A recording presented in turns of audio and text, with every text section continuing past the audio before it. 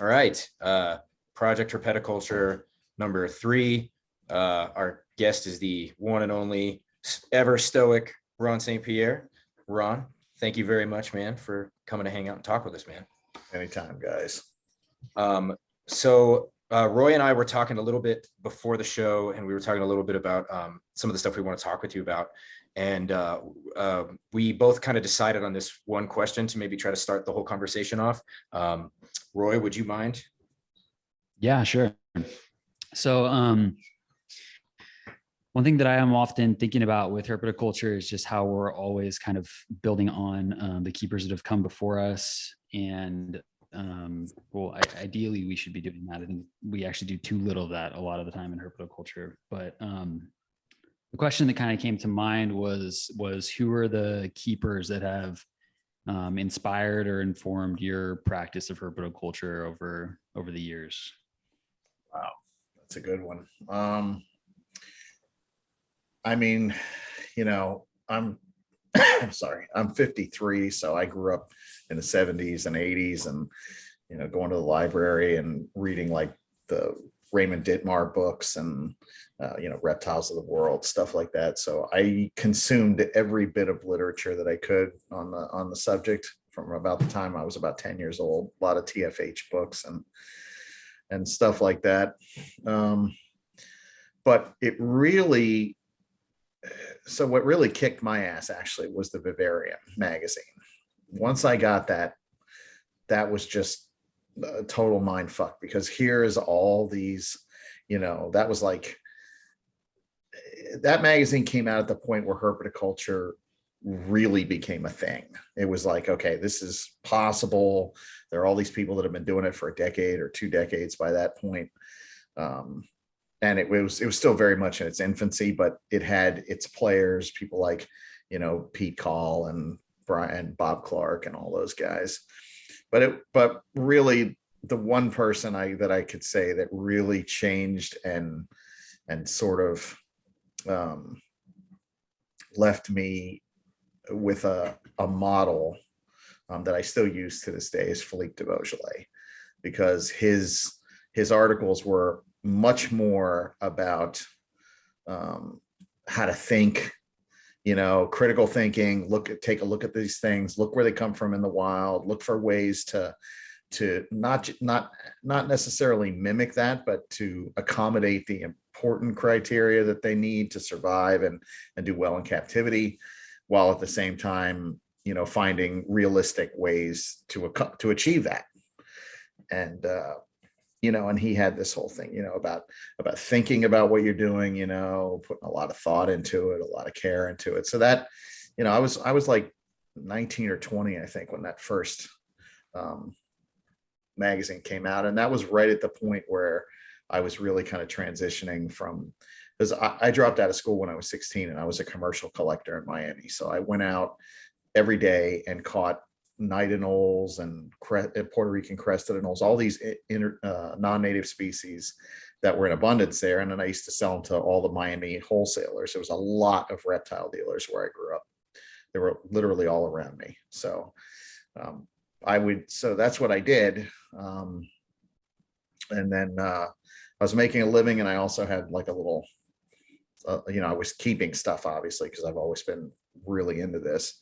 But I wasn't really breeding at that point. And then 2 things happened. Vivarium magazine came out. The National Reptile Breeders Expo began, which was in Orlando at the time. Now we call it Daytona, but it used to be in Orlando. And I got hit by Hurricane Andrew, which completely obliterated Miami and wiped out all my hunting spots. So that was like a perfect storm for me. It essentially put me out of business. But then I had all this inspiration from Philippe de Beaujolais, all the big breeders that everybody knows, like I said, the Bob Clarks, the Pete Calls, the Bert Langerwerf. And it was just like, I went to that first Reptiles Breeders Expo and I saw how awesome it was. And there were all these different things and people were like totally professional. And it's like, okay, this is what I'm going to do. So when I got back to Miami, I started I continued to do some commercial collecting, what little bit I could do, but I really started focusing on, okay, I'm going to catch 5,000 night anoles this season. I'm going to trade them as many as I can for stuff I want to breed. And that was pretty much it. And then it just it's snowballed ever since. So, but yeah, it was those guys, all of those, kind of founding father guys. But it was, I remember being totally blown away by Pete Call had a display behind him, and he had a piebald ball python. And that was like, everybody was going over to the table, and he had people stacked up just to look at this photo of this thing, and it was stuff like that. So I don't know. So was there, with all of those guys kind of present and working, and so much change and development kind of going on around that era in herpetoculture, was it something different that was captivating and interesting about each figure or operation, or was there like a common through line between all, through all those guys or all those people who were at the cutting edge, who were doing something interesting, or was it just something different about each one? I don't know. I mean, I think I still follow everybody today. I mean, I knew about Roy from stuff that I saw that he was doing. So it's like, okay, this guy's doing cool shit. And then obviously you're a dumbass. I knew about you. And and you're fucking Euromastics boy. But yeah, I mean, I'm still a big fucking fan. I mean, I was a fan then, I'm a fan now. And this is kind of a fan driven, kind of weird, rock starish kind of business, where it's more like art. Actually, I shouldn't even say that. It's more like an artist driven business. Like, we're all totally like fucking artists is what we are. We all do varying things. None of us are, okay, guys like the three of us are not really businessmen. We have in the industry, we have these business guys, but then they have people like us that are more like, for us, it's more about what we're doing than it is about the monetary gain. And I'm not knocking the monetary gain. I fucking do this for a living. It's really nice to be able to pay your bills. And it does factor into our decisions, but it's definitely not the most important thing. So when Heather and I decide we're going to do something, we are like, most of the discussion is around what do we really want to do? Like, what is the most, not so much the financial gain part of it, but we obviously we have to take that into account. So we figure out if it's actually possible, because we can't afford to just do things that don't pay for themselves and make a little bit more, so we keep pushing forward. So but yeah, I mean, I think that's it. I think so. I used to look at all those guys, and like Pete Call was a big partier. I never really got into that. So that kind of aspect of that, there was a lot of that back then. There's crazy fucking parties, and they were doing cocaine and hookers and all. And I was just like, that you guys, I'm not really interested in all that. So I was like, and it was weird for me because I grew up in South Florida, right? So the scene in South Florida was very different than the rest of the United States. Like, I had way more in common with the California guys. And another name that I forgot to mention that was a big influence on me was Bob Mayhew from Sandfire. Oh yeah. Ranch. Oh yeah, totally. Yeah. Really, Bob and I, Bob actually, in I don't remember when it was, but I think I sold Alan Rapacci's first lizards, or maybe I was the second guy, but fucking Alan and I were about the same age, and this fucker, he wanted some frill dragons, and people told him I was the guy that could get them for him. So I got them for him. And then we started talking on the phone every day, because he was super hardcore. Alan's like, man, when he gets into something, he's all in. And so him and I would talk every day. And then 3 months in, this fucker was like, you got to come out here for a week and hang out. We'll go to Sandfire Dragon Ranch. I'll get you behind the scenes at San Diego Zoo and all this. So I wouldn't do it for a couple of reasons. One, I was freaking poor as shit at the time, couldn't afford a plane ticket. 2, I had never been on a plane up until that point, and I had no intentions of getting on a fucking plane. And one day in the mail, this fucking envelope shows up, and it's a ticket for me to fly out to San Diego for a week for that Alan bought and sent to me. Oh wow. And that was actually a fucking another life-changing event, because I went out there and it was so different than Miami. And we went to see Pete Kuhn, which was Python Pete at the time. He was really a big monitor and Python guy at the time. Jeff Lem from San Diego Zoo gave me a full behind the scenes. I went in, held Komodo dragons, and I was in a room full of Fiji Island iguanas and playing with all this shit. It was fucking awesome. And I stayed at Alan's La Jolla house, little rich boy living up on the side of this freaking hill. But it was life changing. I mean, like, I came back from there and I was like, holy shit, man, things are so much better, and all those guys out there were like, they were like me. They were very nerdy about this. They were really hardcore, really into it. It was all about pushing herpetoculture forward and fun and doing new shit. And that was like, there was a series of things for me in the early 90s that just kept pushing me. I had experiences that then got me to thinking about things differently. And then I used it to kind of get ahead. It's so interesting to think about like different differences in coast and region and how that affects your herping and how I don't know why, but I truly had not considered that until now, but it's true. Where I was from, Miami was drug dealers who used reptiles to hide their cocaine. And so a lot of the initial reptile import trade was, all those guys were drug dealers or involved in it in some way. That's why there was so much shit that went down. And then there's the guys like Crutchfield who are very into it, but he's kind of got his own kind of thing. And he was on the West Coast. So I didn't really interact with him much back in that time, but he was obviously very serious, and he is really into this stuff.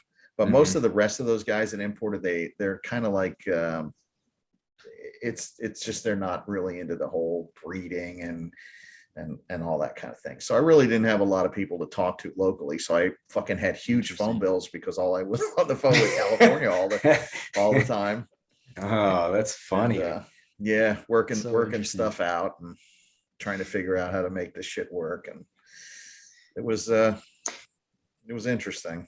It's definitely weird to think about those moments in any pursuit that just completely revolutionize the way you're thinking about whatever it is. So like in jujitsu, I've had this multiple times, whether it was like first starting and you're a white belt and you just go in and some little tiny person just like chokes the shit out of you or whatever.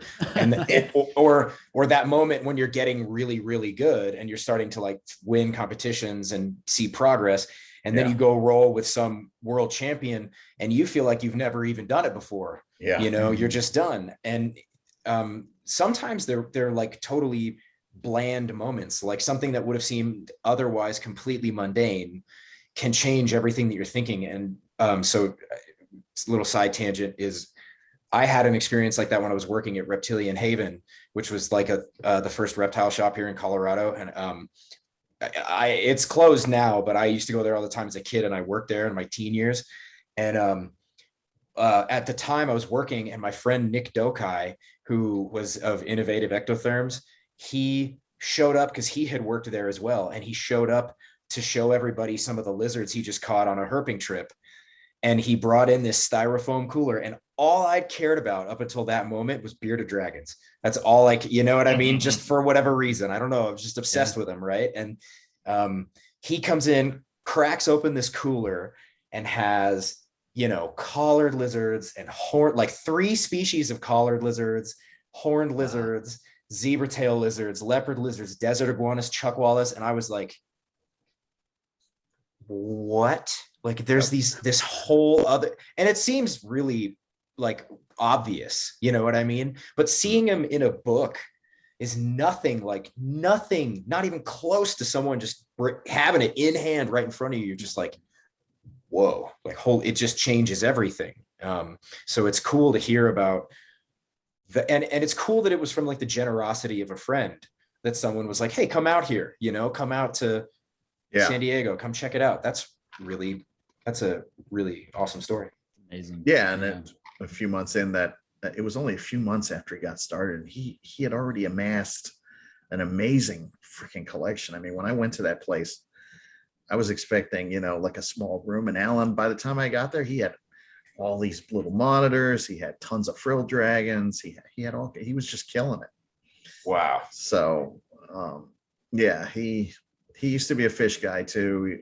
And he's just super hardcore, man. That's why, I mean, him and I are friends to this day, and we still use all his food products and stuff like that. They're part of the rotations that we use. But yeah, that was a life changer, man. Especially Sandfire Dragon Ranch. I was like, oh, all right, this is awesome, because it was all outdoor stuff. And yeah. Oh yeah, I totally remember looking through the old, what was it, the Advanced Vivarium System series with Philippe and Bob Mayhew, and seeing all the pictures of Sandfire, and was like, that is the goal. Yep. That is amazing. What was the experience of like going there and seeing it? What were some of the things that just jumped out to you that either were new to you at the time, or something that you hadn't thought of or hadn't considered, or something that you just thought was, extra impressive? I mean, obviously everything they were doing was impressive, but you know what I mean? Well, it was more scope. I had a lot of the things that he was working with at the time. I was already breeding bearded dragons and blue tongues and stuff like that. But when you went to this place, he had these giant greenhouses, and he had so much. And I was just walking around and go, okay, this is not possible. And at that point in my head, I had not been to any place that big. Since then, I've been to places like Reptile Industries that are gigantic, and it's that those places are even hard to describe how massive they are. But Bob's place was pretty big at the time anyway, and he probably had, I want to say, eight to 10 greenhouses maybe, and some of them were set up for frogs. And even though we were in the desert outside of San Diego, when you walked into that frog greenhouse, it was like being home in Florida. And he had all the same plants, and there was fucking frogs all over the place, and he was just killing it. It was just, and it was, a lot of it was the morph thing, like watching him work on those different, the line bred stuff that he was doing with the Sandfire Dragon and stuff like that. Looking at that, I was like, okay, this is way cooler than what I really had thought up to that point. So it was one of the things that it was one of the driving forces behind my work with boa constrictors at the time, which was headed in the blood boas and the motley boas and stuff like that. Because seeing that really got me to think, okay, well, I'm in these reptile import places every fucking day almost. There were like 5 of them within 20 minutes of my house, and I would go out all day catching holes and then load up one of them at the end of the day. So I was constantly in a rotation around Miami, and they all became friends. And then I was like, hey, what's coming in? They tell me when it was coming in, when they would. So I'd go there and even help them unpack it for free, just so I could look through. That was how I found the blood boas. I was helping this guy, Brian Blackwood, unpack his El Salvador shipment, and it popped open like the second bag. And there were 30 or 40 boas in there, and there were 3 bright red ones. And we pulled that out, and we found a 4th bright red one. And then we found what were probably 3 T positive albinos. And we found black-tailed anneries, which no one had ever seen at that point. All in the same shipment. It was only like amazing. It was a few hundred boas, and it was just loaded with. So I bought them all for like $35 a piece. Yeah. Oh man. Dude, you should see what I did with ball pythons. When all those guys were crazy buying ball pythons, I would go and cream those shipments and bounce out with sometimes 5, 10 like crazy things. And then I had these different breeders that were paying me $2,000 a pop. I was paying $9 for the ball pythons, flipping them for $2,000. And this was my God, this was like mid-90s. So at the time it was a lot of money to me. Those guys though took those and went on to make like, millions. Enormous things out of it. Yeah. There was Wow. pastels, and Oh, wow. I had the second, I think they called them caramel albinos. I got the second or third one, and I sold that thing for 20 grand in the 90s. So, oh my God, dude. right. Man, that is amazing. That's Yeah. a crazy amount of money, man. That was a crazy time, man. People were Yeah. just, I mean, you would go there to Strictly sometimes during a ball python shipment. There, Kevin McCurley would be there going through Mhm. stuff from Nerd, and you would see like it was like a who's who of pretty much a lot of people that are still in it today that used to fly down to Miami to go through the shipments. What about so that time? What try to figure out exactly how to like what the best way to phrase this question so it makes the most sense. But when I think about Evan, sorry, that's okay. I mean, I feel like I'm only 35. I've only been in the game for a little while, and I feel like just from when I was a little kid getting into reptiles till now, it's just a totally different world. And I wasn't even at all deeply involved. I was just a little kid, just, like, oh, I see cool shit. I don't know.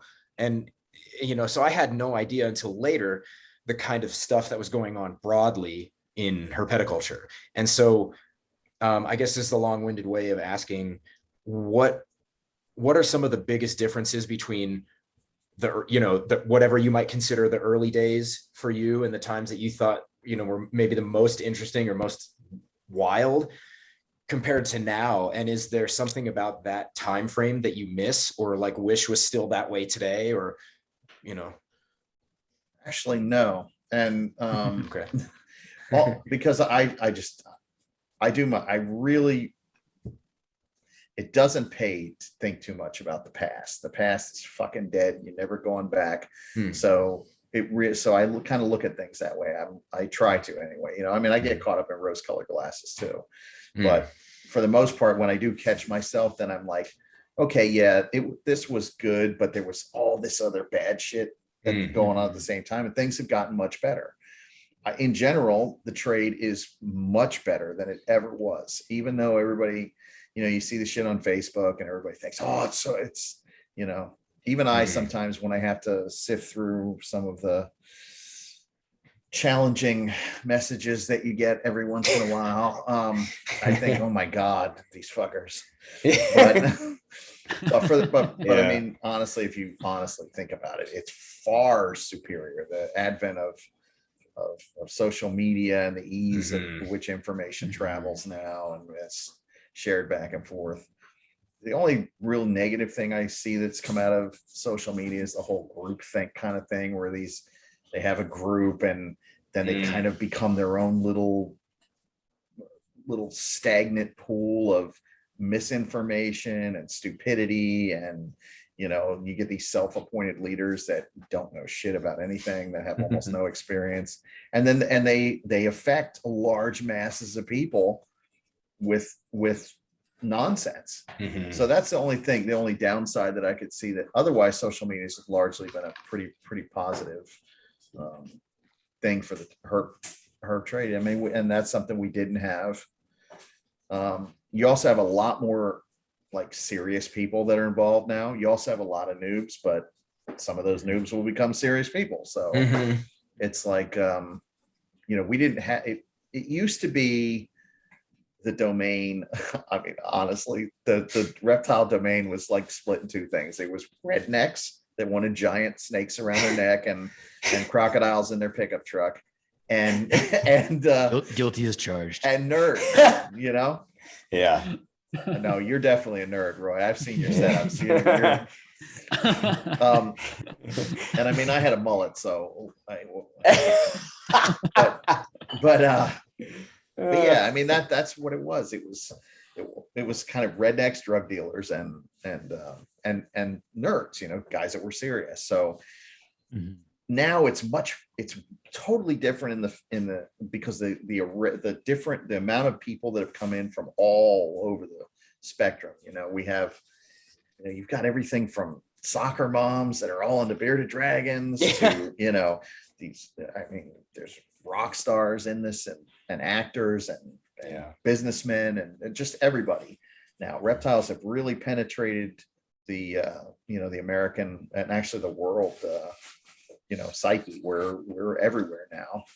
We're in ads, TV ads and shit like that. Like it's everywhere. So it used to be this, when I first started, it was like this weirdo little thing. And I remember hearing quite a bit, you need to get a real job. You need to find a serious way to make a living. You need to get your ass, go get your GED at that point. Cause I had already dropped out. They were like, you need to go get a GED and then go get a technical trade. And I'm like, I can't do anything technical. Like I can't even fucking like whatever. I can't do any of that shit. So I was like, nah, that's not going to work. That's hilarious because I feel like I got some of that same shit growing up, and I can't imagine how much more you must have gotten it that, several more, a couple decades before. Decades. It was a minute Only ago. like 2 decades, man. Well, I mean, like my old man thought I was fucking insane. He was like, I don't know why you even want to do this. This seems like a real dead end, this whole thing. And you tell people, it's like they come over to your house and they're like, what is this? And you're like, oh, I have lizards. And they're like, you have what? It was such a, I got picked on about it several times, like many, many times throughout the years. I was bullied for being into reptiles. Like quite literally, I had a bully in high school who called me lizard fucker. Like that was his thing, was like this is a big dig at you. And I'm like, I just like lizards, dude. What's your problem? But anyway, if I had to go through that, I can't imagine what it was like in a few years before. Like that's got to be a huge change. Oh, it was exactly like that for me. I had the same thing. I had bullies. Matter of fact, in like elementary school, because I was this weird kid that would just sit in the corner during recess and read reptile books while the rest of them were out talking. I'm like, I have nothing to talk to you about. Get the fuck out of here. I got stuff to do. So I'd be sitting there reading these reptile books, right? And one of these little assholes, I don't remember, he made up this Ron St. Pierre song. He loves lizards, and he would get the whole class to sing this thing. They'd all clap their hands, and it was fucking.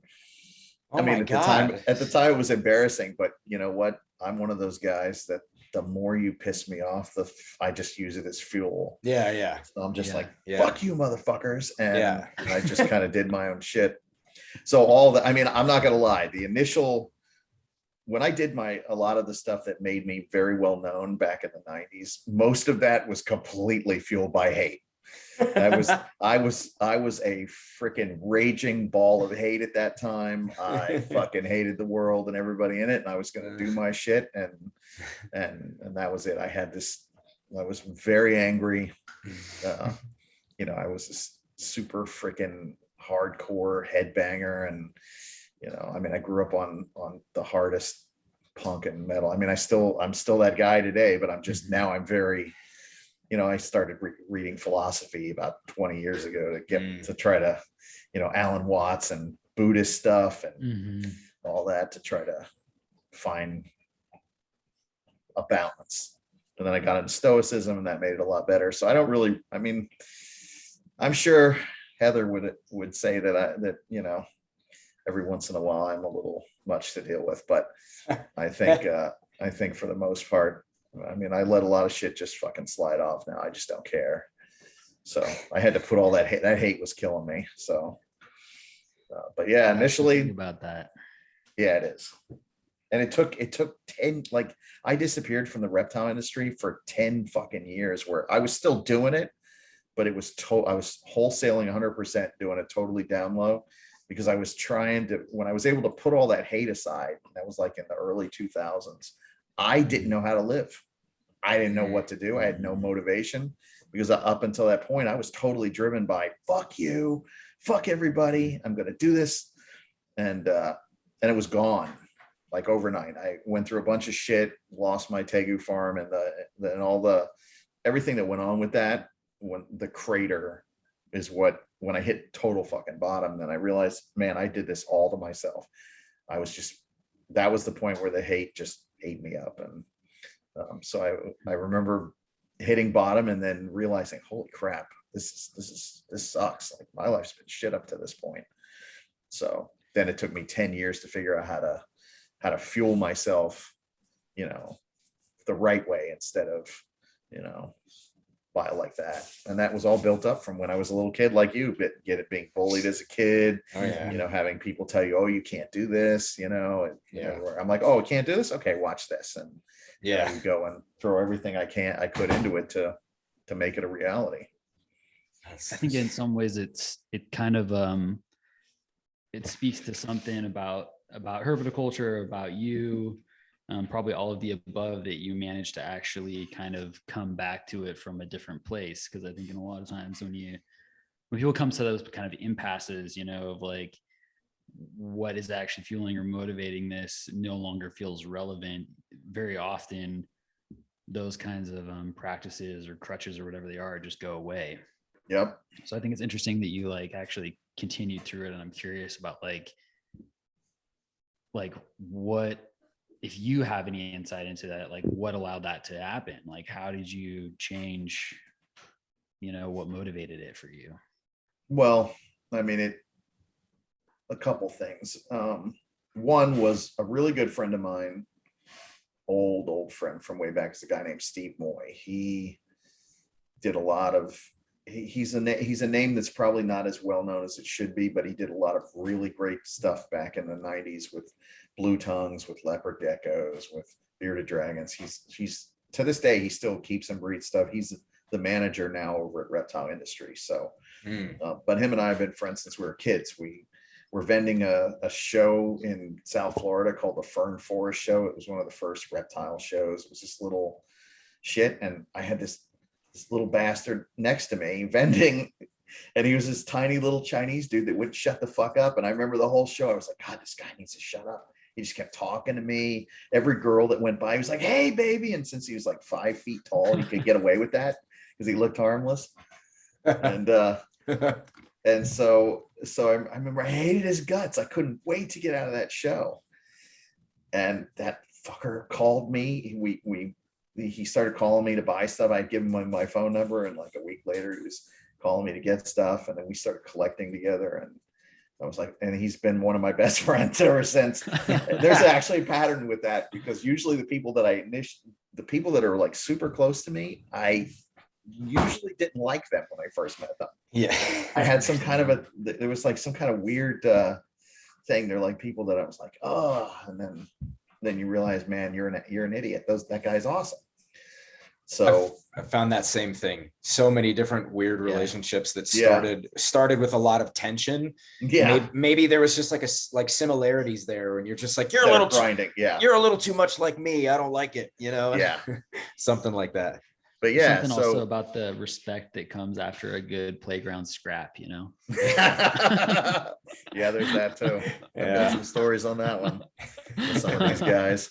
But yeah, so anyway, I had been gone for a while, and it was from the industry, and he showed up at my house, and he was like, dude, what the fuck are you doing? Because I was doing nothing. Like, I was just literally sitting around playing video games, and that was all I was doing. I had made enough money off of, after the Tegu farm collapsed, my house was worth a shit ton of money more than I paid for it. So we sold it, and then I bought a mobile home and moved on to my parents' property. They had a big 10-acre tract. So we paid cash for that, put it on there, and then we had a couple $100,000 left. So I was like, okay, I'm just gonna, and I just lived off that for a while. I was just, because I didn't know what to do. And it was draining pretty quickly. So Steve came out, and he was like, man, he thought that I would be back in, have things going. And I literally had nothing. And having him sit in my living room and basically bitch slap me and say, what the fuck are you doing, dude? This is going to run out. And then what are you going to do? And he got me to think about it. So he's like, hey, why don't you breed bearded dragons for us? He's like, we need them. We can't get enough, just start doing that, and we'll buy them all. So I did. And slowly it roped me back in. And then he kind of, he really, in retrospect, he saved my ass, because had he not done that, I was working on gaming for a living. At that point, I was making money selling video game currency at the time. So, and I was making enough that I thought, oh man, I could just set up 10 computers here and run 10 bots all day and get paid for doing nothing. And I was playing these games anyway. You're So crypto before crypto. it was, yes, it was crypto Yeah. before crypto. And that's what I was going to do. And thank God he talked some sense into me, because, he got me back into doing that. They started, getting me to bring in stuff. And then as I got back into the industry again, I was like, okay, I really want to do this. There were all these unfinished things that when everything went to hell for me in like 2004, whenever it was, that I still had not achieved. Like I had a list in my head, a map of all the things that I intended to do, and it was like unfinished. So at that point, I kind of, after about a year or two of breeding bearded dragons, I resumed the quest to finish that list. And I'm still not done with it, but it's getting close. So speaking of that list, is there anything, any like species or project or anything that has like just totally eluded you over the years? It's just never materialized. It's something you always wanted to but couldn't have happen, or maybe even if it's something that's like I just can't get that or whatever. All of the above. No, actually, it would have been the lace monitors, but now I have them, and although now the state's probably going to take them away from me, so it looks like they're going to ban Varanus 100%, all Varanus, everything from an Aki to a Komodo dragon. Are you kidding? No, it may not. I'm got my fingers crossed that US Art Florida might be able to torpedo that, force them to do an individual by individual assessment, at which point lace monitors should come out as being a fairly low risk. But if they score a high, the way they have it now, if one Varanus scores high risk, which they already have one as Nile monitors, a high risk to the environment, Right, then all Varanus are banned. So I'm concerned about that. I am, we are going to cut down our monitors down to just the lace, and I'm just going to try to ride it out until I get a ban or not. But so that's kind of a bummer, but honestly, I've already kind of made peace with it too. If they do take them away, that's okay. There's, Heather and I started this blue tongue skink thing, which she really wanted to get into them, and that was something we could do together. And so she got some, and then my buddy Ryan Johnson said, "Hey, I've got all these albinos and super hypos and all these morphs." He's like, "You want to take them on loan and see what you can do with them?"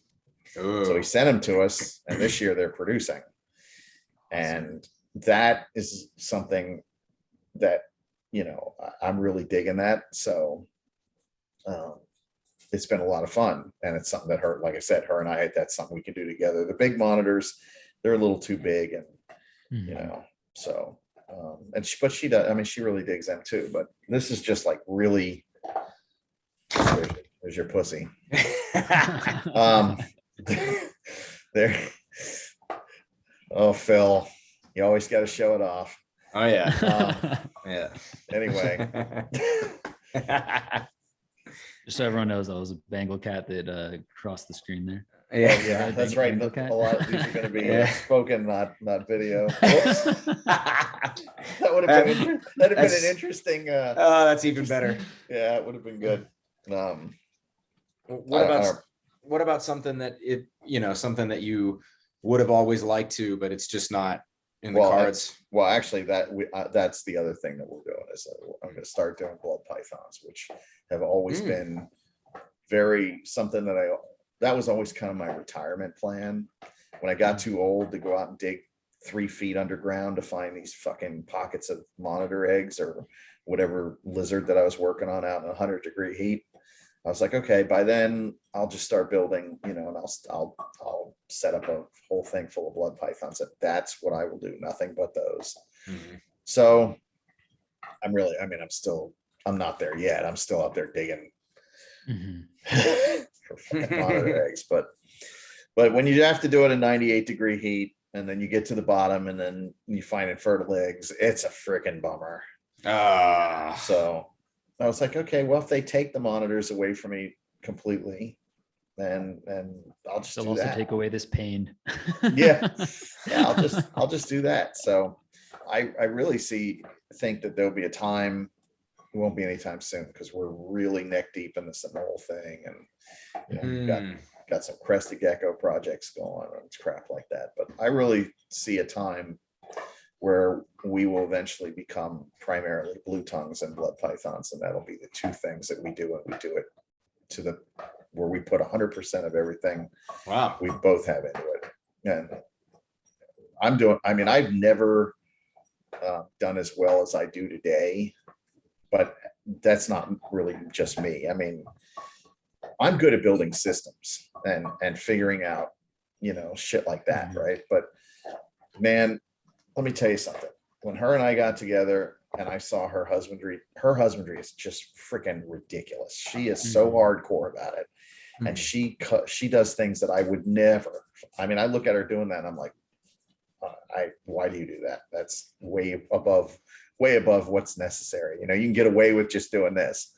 Thankfully, she tells me to shut the fuck up, and she does it her way anyway. And so our stuff has never been as perfect. Like the babies are just amazing. She takes it to a level that I've never seen anybody else do. So when I realized that that's the dynamic that her and I had together, I'm like, well, this opens up some stuff, because I couldn't handle large numbers of lizards by myself and keep them 100% perfect. And because you start to fall behind the more you get. Right. So we've done two things. We've cut our actual output way down, and we're continuing to cut our output down. We eventually want to get this down to where we might be producing around 1,000 lizards a year instead of 3,000. We're at 3,000, down from 5,000.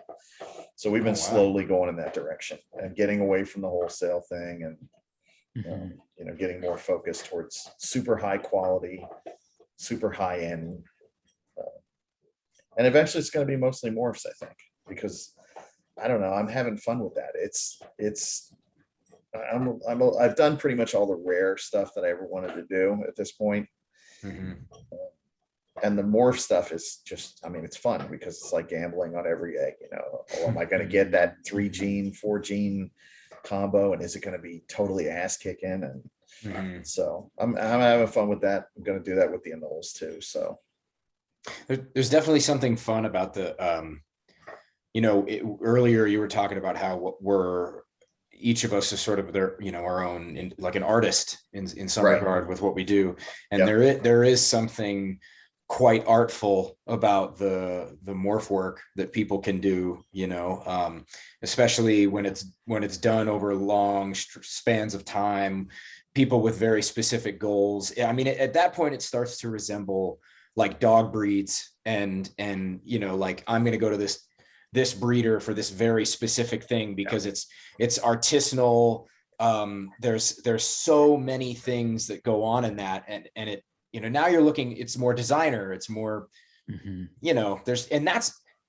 think that's really cool. I think a lot of people, kind of hate on the morph game in some regard. I guess some do, not a lot, but there's people out there, we all know, it's just like hate on the morph game, but I think it's just mainly the side effects of the morph game. It's that people don't like, but those folks out there who are really like knocking individual mutations out of the park, and you see them work it over generation after generation after generation, and something is refined and improved, and then they show you a picture. They're like, these are the first ones I hatched 25 years ago, and these are their great grandkids. You're like, Jesus Christ, that takes some doing,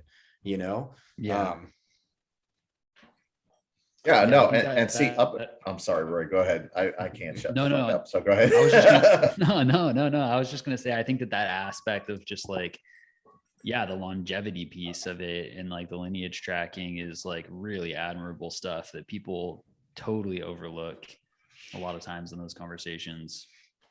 It's hard to stick with something for that long. Oh, for sure. Yeah. And that's something that I've never done. I had the chance to do that with boa constrictors, and I worked on them for about 10 years before I jettisoned them and moved on to something else. That's always been my Achilles heel, is that since so much about it for me is about the system building and figuring out how can I take this thing and then figure out a way to reproduce amazing ones on a commercial scale, on a small commercial scale, and keep the quality up way high and have this system that just works amazingly well. And so the anoles, it took me 8-9 years to come up with a system. I'm still not completely happy with it, but I've made peace with the fact that it's probably the best that I'm going to get. It was surprisingly difficult. And that whole thing, like, it's easy if you're just, you have a pair, they're in a cage, you can do a nice enclosure, you can do stuff like that. But when you're actually trying to figure out how to maximize your time, your output, quality, the needs of the animal, all those things, you're trying to get all that into one thing, that is a whole different animal. And it takes a long time. A lot of iteration and stuff like that. So what would happen to me is that I would get the stuff, I'd work out the system, I get it to a point where finally I was done. It was really starting to produce. The money was starting to come in, and then I'd be like, oh, fuck that, I'm bored now. And I would sell the whole thing off and start over with something else. So that's what's kept me from really, getting ahead over the years. And I mean, that was just my thing, but it's also why I produce so many weird things. I feel like there's something in what you said that was reminiscent of, so the last one we did, we spoke with Eric Haycraft, right? And he mentioned, I think he mentioned something similar where he was talking about how some of his basilisks would have real small sales. And he was talking about kind of refining what he was doing and finding some of the more nuanced changes that he needed to make to remedy that issue, and talking about how it was like a long-term, you know what I mean? Like that's not something you can figure out in 1 year. It's just not gonna, you know what I mean? That takes a long time and a lot of dedication. And I know that another one of the questions that Roy and I were gonna talk with you about, that we discussed, was how you think about and how you go about designing the systems that you're putting in place. What are some of the broad short-term and long-term things that you are taking into consideration when refining such systems? Wow. That's a deep one, man. This is a big one. I feel like, and something I feel like, just to expound on it a little bit from what Phil just said, just definitely something I've noticed a lot in your keeping approach, Ron, as like one of your strong suits, systems. And it's actually rare. It's surprisingly rare to even hear people use the term systems when talking about herpetoculture, but I think that it's like systems thinking is really applicable to herpetoculture in a lot of ways. Yeah. And so I have curiosity about that too. And obviously that's a massive question. I don't know if there's an easy way into that one, but well, I would say 70% of it is throwing shit at the wall and seeing what sticks. I mean, that's just how, I mean, you look at it and you're like, okay, well, sometimes you don't even know where to start. Like with the giant anoles, I had a lot of history with them. I was commercially collecting them from the time that I was about 10 years old, 12 years old. So I had a real long history. I probably had caught 50,000, 80,000 of those in the time that I lived in Miami, from over about a 16-year period. Because I was catching about 5,000 a year, supplying the trade at the time. So I really knew that animal well. I mean, I could tell, I knew exactly when to go out. I knew exactly what it does, where it would be found.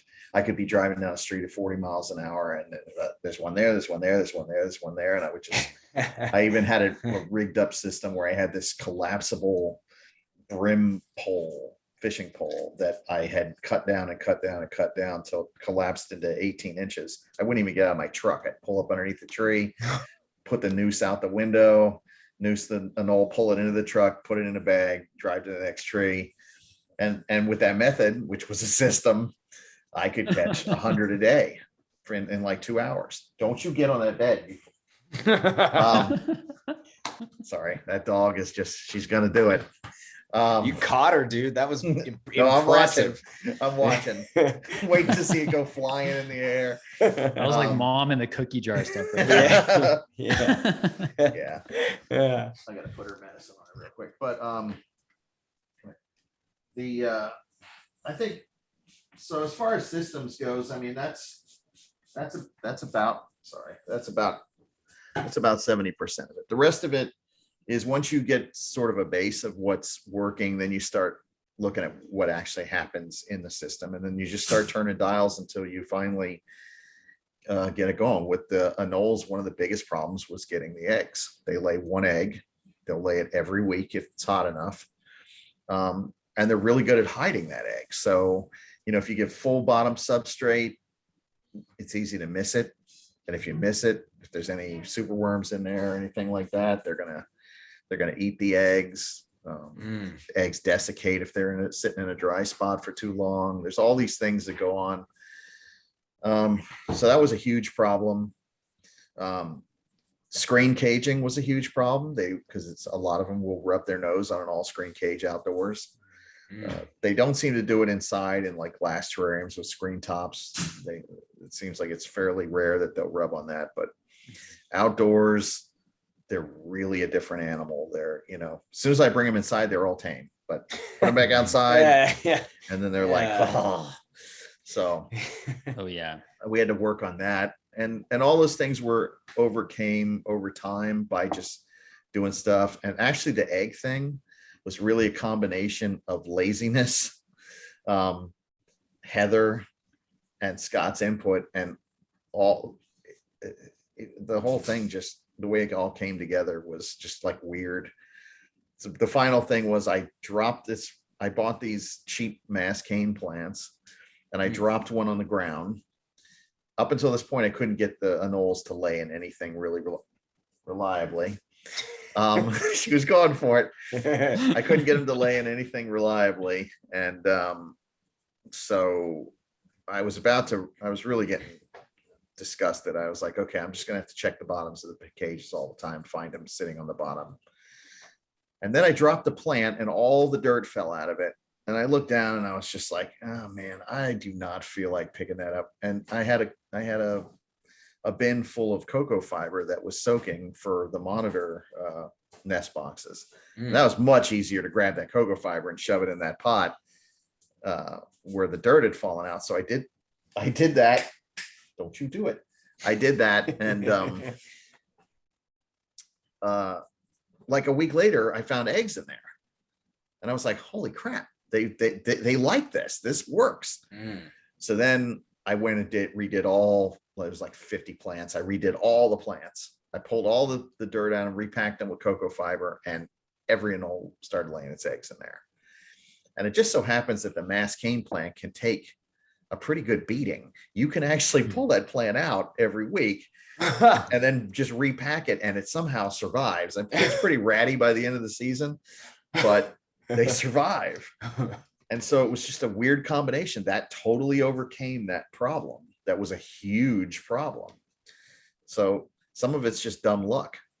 And then the system was finalized when I couldn't figure out how to, you know, we have a 2,000 square foot building with 4 bay doors, and you can't, and putting all the anoles in screen cages, I can't keep them outside at night, because at night our property is besieged by all sorts of furred vermin, from raccoons and possums to wildcats, and there was even a lemur. Yeah. Oh my God. So, you know, you can imagine what would happen if I left, you know, anoles out in these. It's like ringing the dinner bell. But the problem was, it was a real nightmare. Taking 50 cages out by hand, picking them up, putting them back in, and then Heather suggested these freaking carts.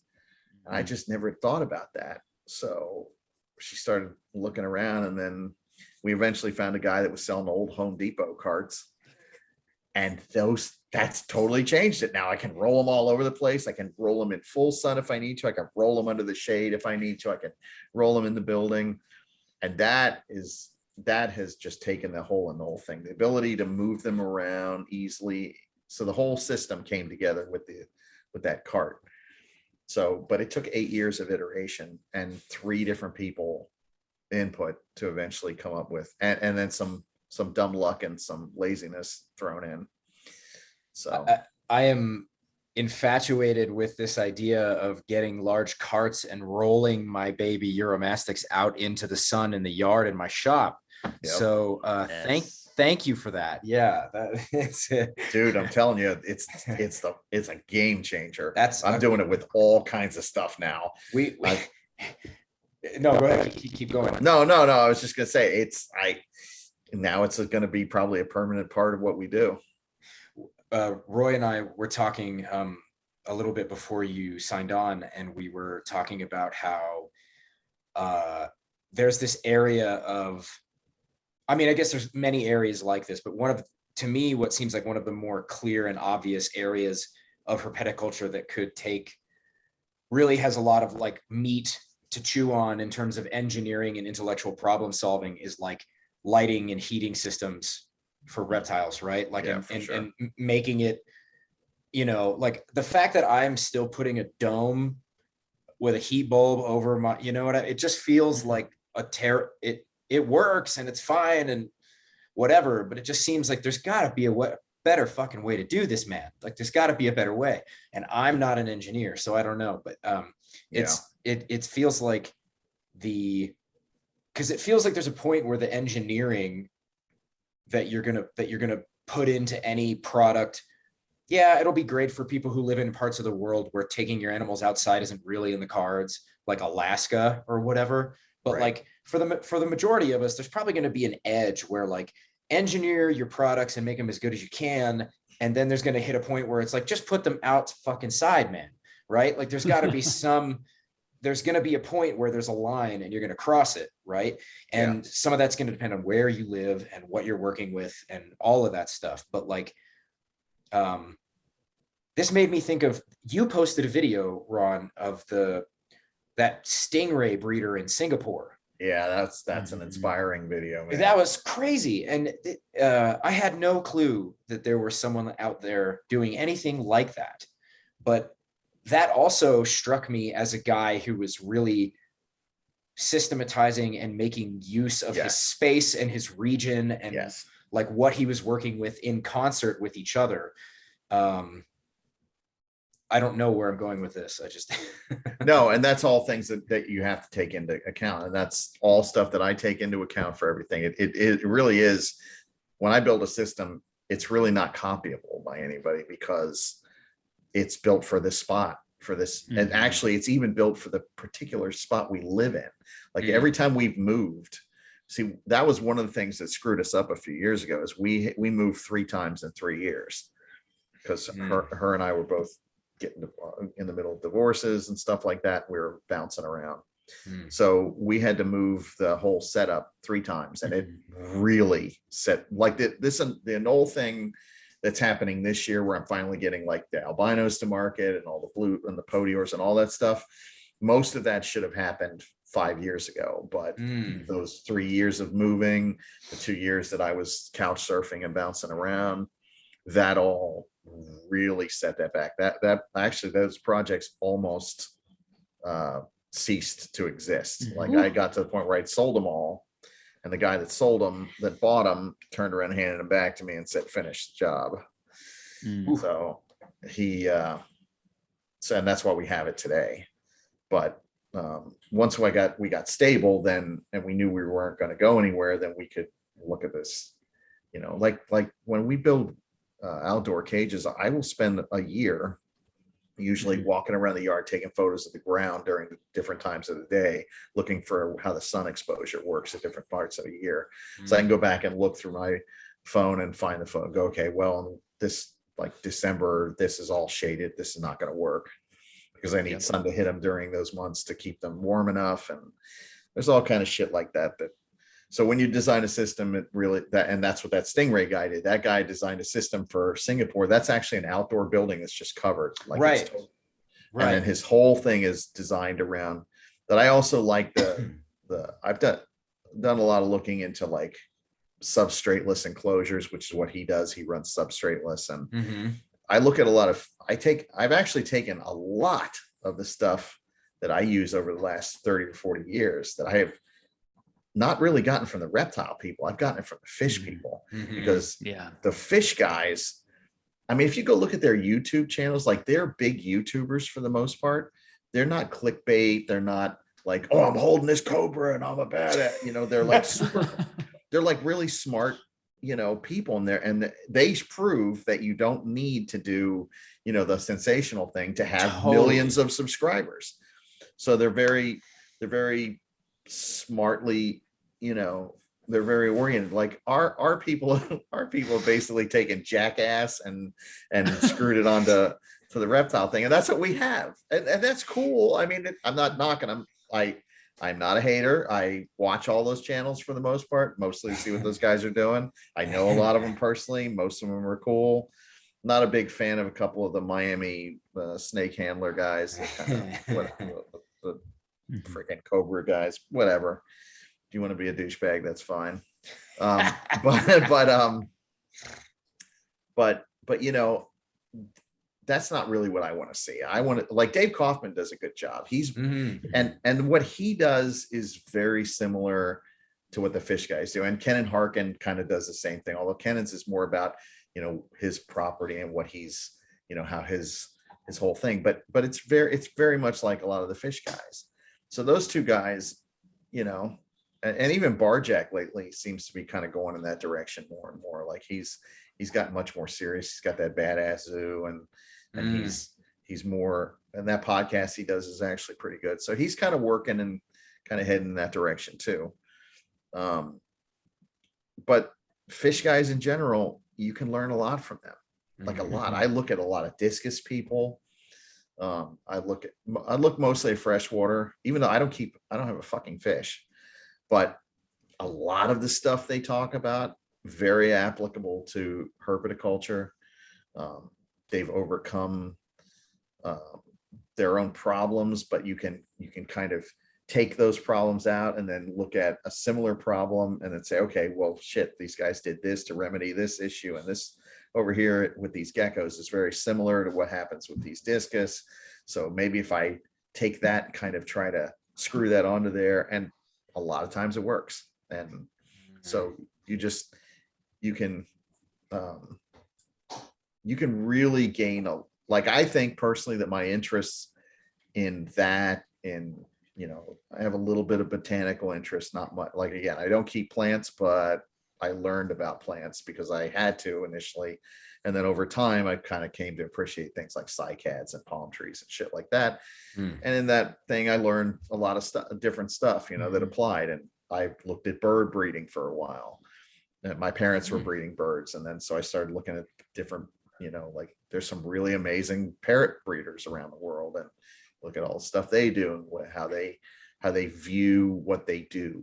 You know, like some of them are all about Amazon parrots, and that's all they do. And they make all these crazy morphs and colors and combos and stuff like that, basically like what we do. And they're very hardcore about it. And so at this phase, I think that's the phase that Heather and I are kind of going in, where we're now kind of looking at it like, okay, we're going to do less species. We're probably going to get it down to just a couple, but we're going to try to be the absolute best we can be with those couple things. And this is going to be long-term, no more, you know, I did this project, I got it to market, and now it's time to move on to something else.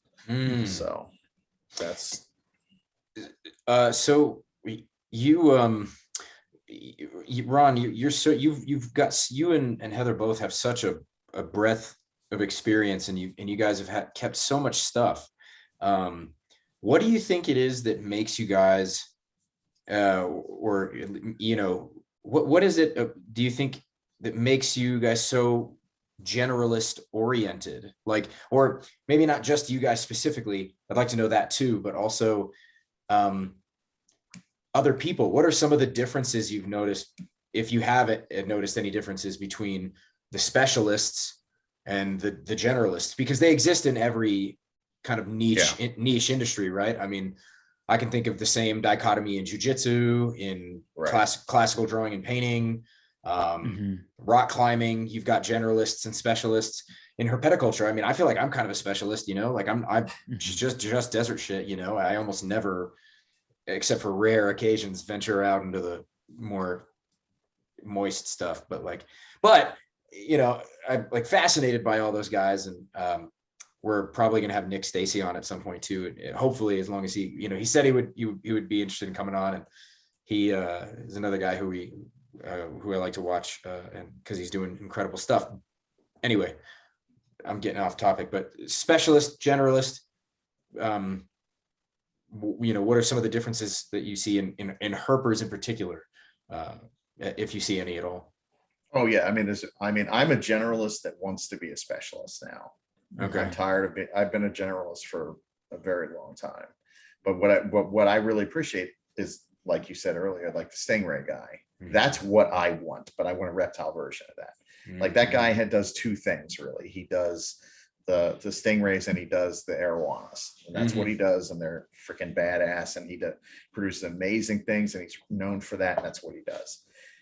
I could spend the rest of whatever I have left doing that. And that's what I'm looking at now, and that's kind of where. But Heather's a specialist. Like she's so hardcore in those dragons. I mean, she produces some of the best dragons in the country, and I'm not saying that. I'm not shilling. I mean, obviously she's my girlfriend, and we, and all that. But I mean, that was one of the things I noticed about her, and that's how we met, is that she had some of the best dragons. I've always bred dragons since like '88, never anywhere near the stuff that she did with them. And when I saw them, because not only was she doing all the mutations and combos of them, but she has all these extra criteria screwed on top. Like they have to be very vigorous. She won't use anything that doesn't have a very, like large heads, and they have to be really strong, and the babies have to be big, and the babies have to grow at a certain rate. Like I never put that kind of thought into what I was doing. Mine was always build the system, breed this rare stuff, get it out to other people, and then move on to the next thing. So she's been doing that for I think she's on 16 years of specialist and devotion to bearded dragons.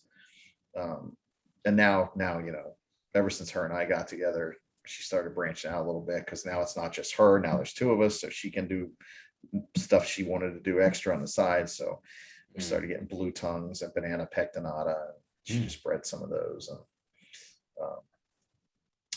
But my thing, I bred everything from tortoises and water turtles to tree frogs and tons of lizards and a lot of snakes. I mean, I used to be a big snake guy.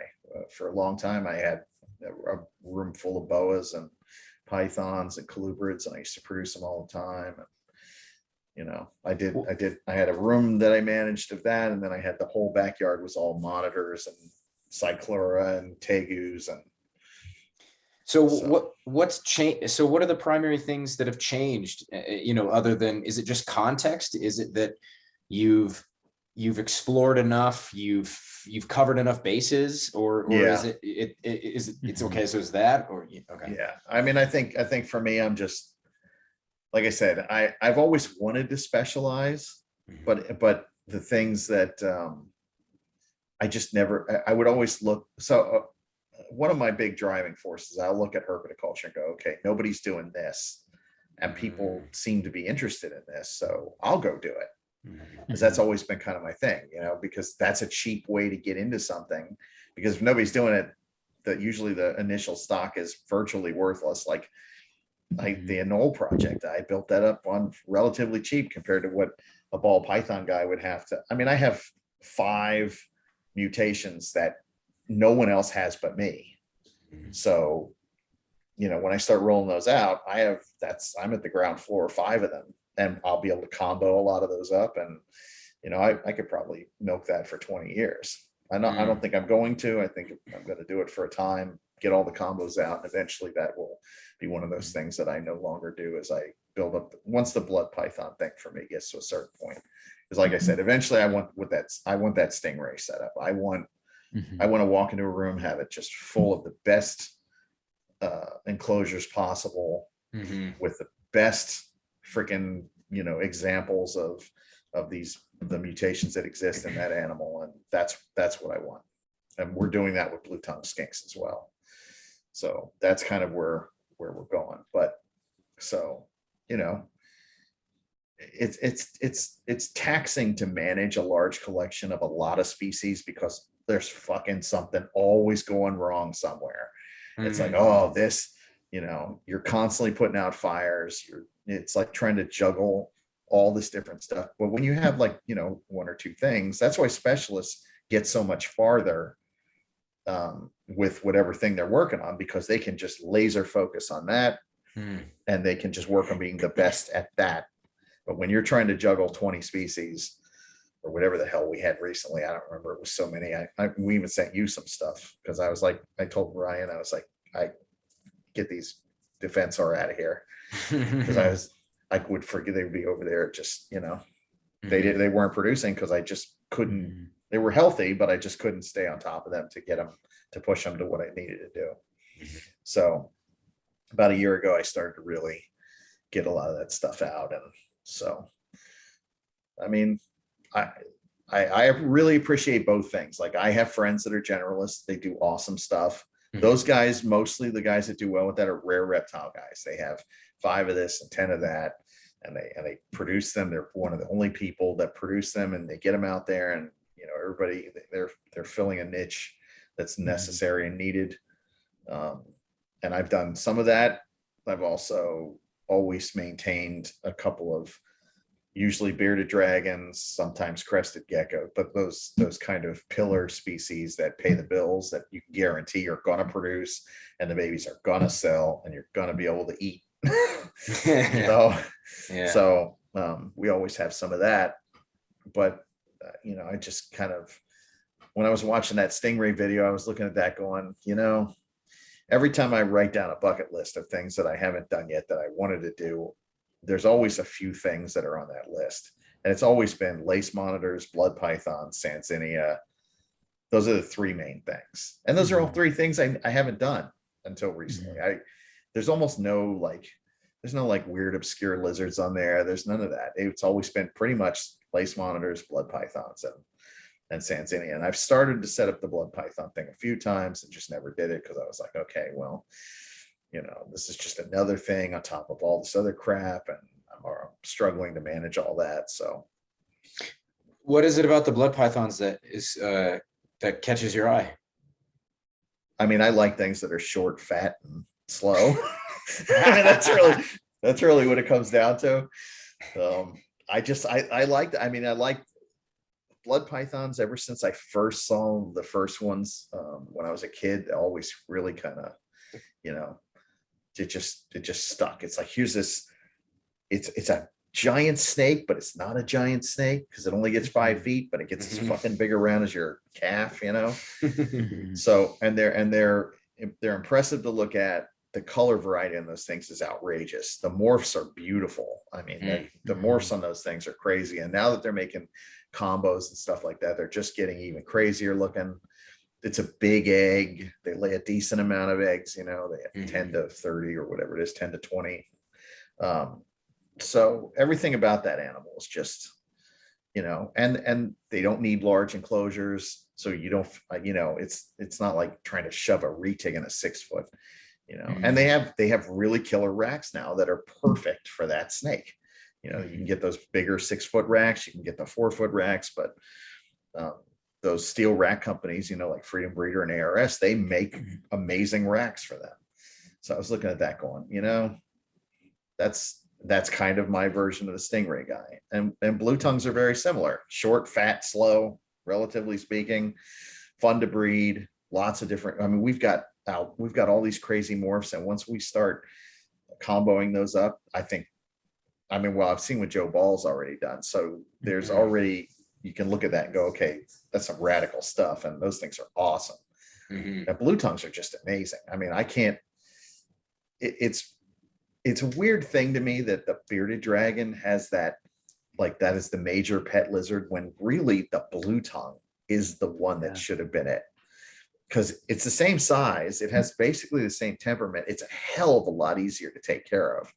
It's cheaper to feed. You don't have all the, like right now, all of our insects, about half of them come in dead every shipment because it's so fucking hot. No matter what they do, they can't get them alive.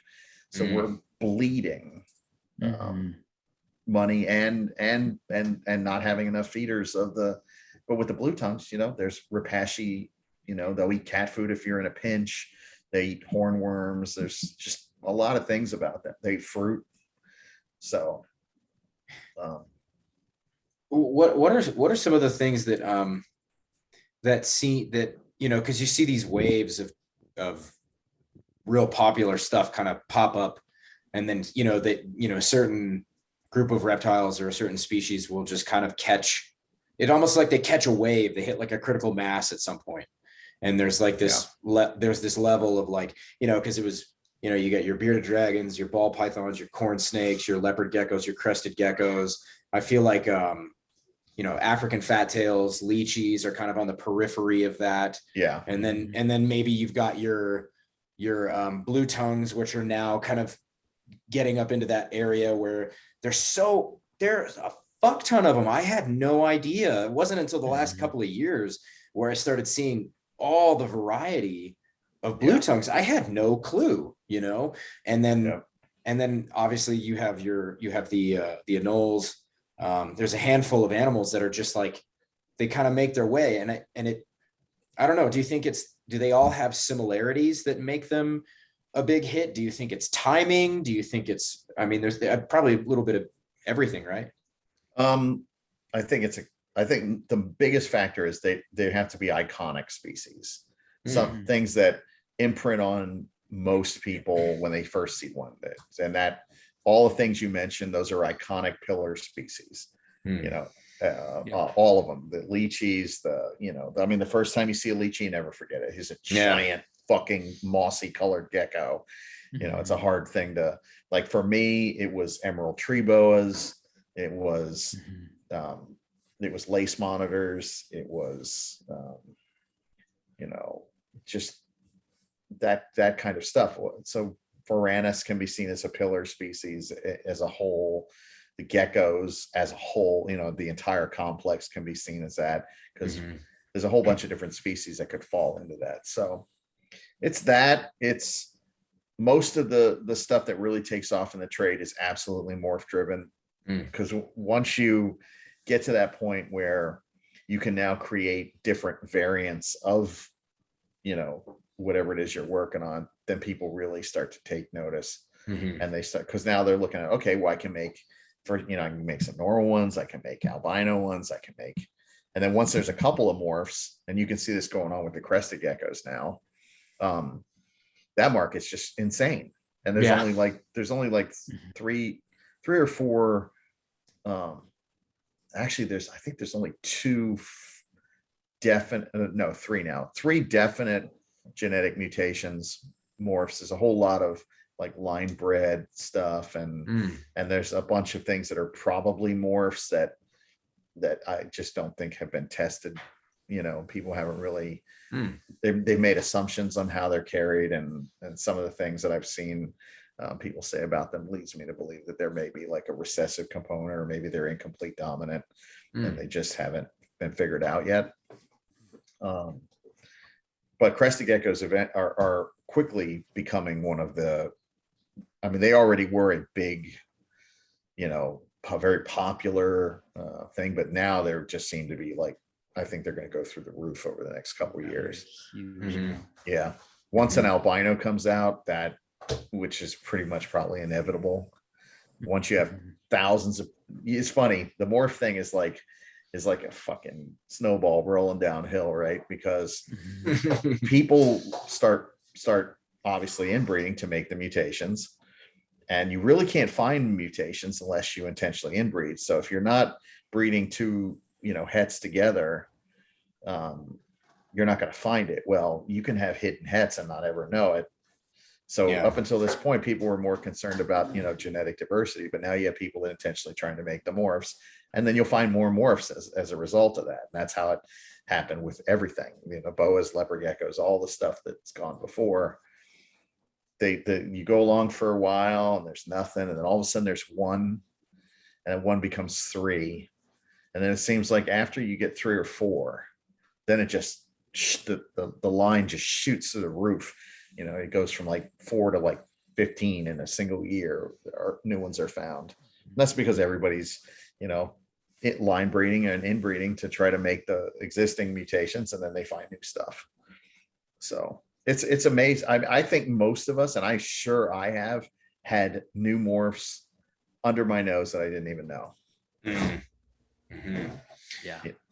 No, that makes sense. You know, you and I think recently, Ron, we were talking because now there's a handful of mutations that have popped up in uromastics over the last few years. Yeah. And some of them, I mean, obviously they're all interesting and weird.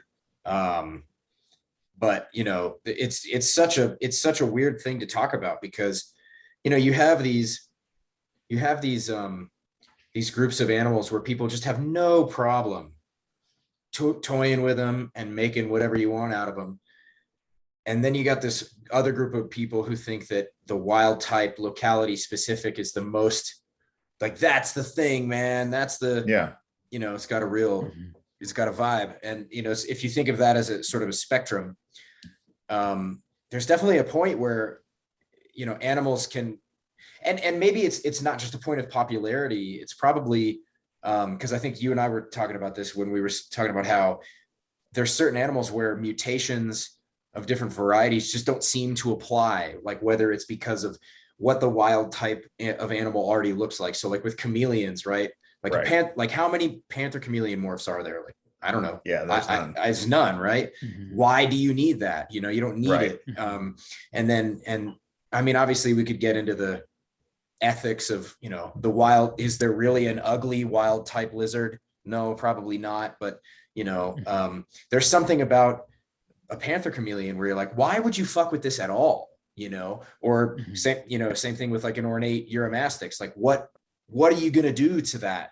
You know, or, you know, but then there are other animals that seem to kind of lend themselves to that sort of thing where it's like, all right, I could see kind of toying with the way this thing looks and making some adjustments or whatever. I mean, it's weird that there's this dichotomy in the way that we kind of think about them, you know? Yeah, I mean, I think both things are important too. I mean, I think you have to, I mean, I appreciate, like I said, I appreciate the people that are purists. They keep everything, you know, as close to wild type. They do their best to try to make sure that what they have is pure, that it's from the locales that they believe it's from. I mean, but at the end of the day, all that stuff is questionable unless you've been on the ground yourself and picked stuff up. And at the same token, the morph thing is you can do amazing stuff with that and kind of have personalized animals, right? You can have you can be known as the guy that has the you know, the pink panther chameleon or whatever would, you know, and that's cool too. But then on that side of it, and I think one of the reasons that the morphs kind of get some shit is because you have a lot of people that just kind of indiscriminately throw things around without much thought into it. And then, I mean, you can see that with ball pythons, right? If you go look at somebody like Justin Kabilka or that Ozzy Boets dude, those guys, I know who they are. And I don't give a shit about ball pythons, but I know who those two guys are because their stuff is so incredible and it stands out. I mean, you know, I notice. So, but I can walk through Tinley Park and fall asleep while I'm going past all of the sea of brown ball pythons and just totally ignore them. And then I say, oh, look, an anole, or, oh, you know, an iguana or something, you know, or something will catch my eye. I mean, I dig the boa guys. I dig the boa row that they usually have in Tinley. And I like that. I walk around I'm like, okay, look, there's Amarilli. Look at that. It's a red dragon and all this stuff. And so totally dig that. I think, I really don't even know what I'm going this. It seems to me like the boa guys generally put more thought into what they're doing, and maybe because there's less of them, there's less morphs to work with. You know, ball pythons have so many morphs now. It's actually unbelievable. You know, and so there's a lot. I don't know. I don't even know where I'm going with this, man. I just think that all of it is amazing in some level. It's all necessary. You just have to find your niche and then go after it. But like you were saying, some species definitely lend themselves more to mutation, like because their mutations are actually stunning, colorful, bright. You know, they're eye catching. Some mutations just aren't. Like there are some species that they're just too muted and they just don't display the mutation in a radical way. I mean, to some degree, bearded dragons have that problem.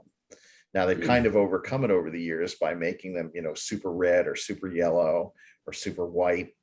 But they've had to do a lot of work and a lot of very thoughtful, you know, selection to get them to that point, because they were essentially a brown muted thing, you know. And I don't even know if an albino popped up. I mean, I know they have, and I've seen them, the ones that were born in Australia. But I mean, if you got a caramel albino that popped up, you might miss it. You might not even know it's there. So, you know, but if you had a caramel, like a T positive albino pop up in, you know, like a blood python, you'll fucking know. You'll be like, okay, look at that, you know. Yeah. Things like that. So, I mean, there's just, I don't know, dude, there's so much that goes into all this, and it's hard to know. For me personally, at this point, I probably going to stick with pillar species. I'm tired of mining new ground now. And those two things that I really think that's probably going to be our ultimate future, is just really hardcore work on that direction. So, sorry, go ahead. No, go. I'm kind of rambling. It's okay. It's good stuff, man. So what are some of the things about, I mean, predicting the future is always stupid and silly and and difficult, right? But like, without going so far as to say anything about prediction, what are some things about the future of herpetoculture that you kind of feel like are coming, or feel like are likely to happen, and what are some things that you might want to see change? That's a tricky one. Change is a funny thing, man. You got to be careful what you wish for on that one.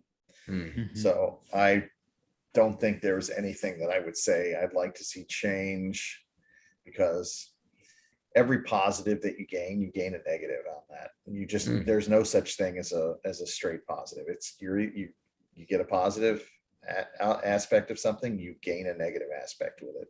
And then it just comes down to, you know, which one can you live with? Can you live with the negative that's attached to that positive before you ask for that, you know? And oftentimes things like, I look at the like modern technology, right? We've got all these great things. Like I love my fucking phone. When I'm out, I have to go somewhere, I just put in where I need to go, and it fucking tells me where I got to go, and I don't have to drive around with MapQuest, you know, print out things and be holding up a paper while I'm looking for the place. And, you know, having the ability to have all that information at my fingertips anywhere I'm at in the world and instantaneously, that's amazing.